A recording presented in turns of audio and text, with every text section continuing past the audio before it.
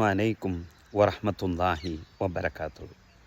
நபித்தோழர் அபூ ஹுரைரா ரலியல்லாஹு தஆலான்னு அவங்க அறிவிக்கக்கூடிய இந்த ஹதீஸு சஹீஹ் முஸ்லிமில் பதிவு செய்யப்பட்டிருக்கு.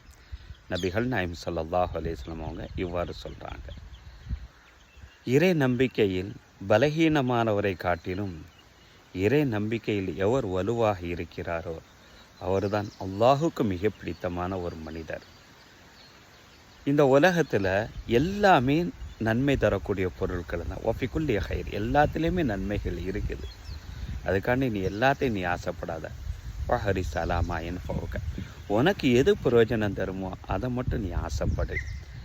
அதை அடையிறதுக்கு உனக்கு தாமதம் வந்து விட்டது என்று சொன்னால் வஸ்தாயும் பில்லா, அல்லாஹை கொண்டு நீ உதவி தேடு. அல்லா தாஜீஸ், அதுக்காண்டி நீ இயலாமையில் ஆகிவிடாத. உனக்கு ஏதாவது ஒரு விஷயம் ஒன்று அடைஞ்சு அதுக்கு பின்னால் நான் இப்படி செஞ்சுருக்கலாமோ அப்படி செஞ்சுருக்கலாமோ என்றெல்லாம் நீ சொல்லாத.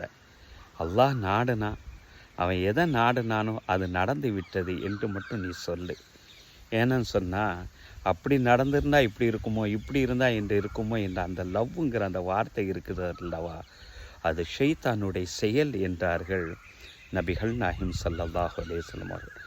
இது ஒரு அற்புதமான ஒரு உபதேசங்க. நம்ம மனசில் கவலையை நீக்கக்கூடிய ஒரு அற்புதமான ஒரு மருந்தும் கூட சொல்லலாம்.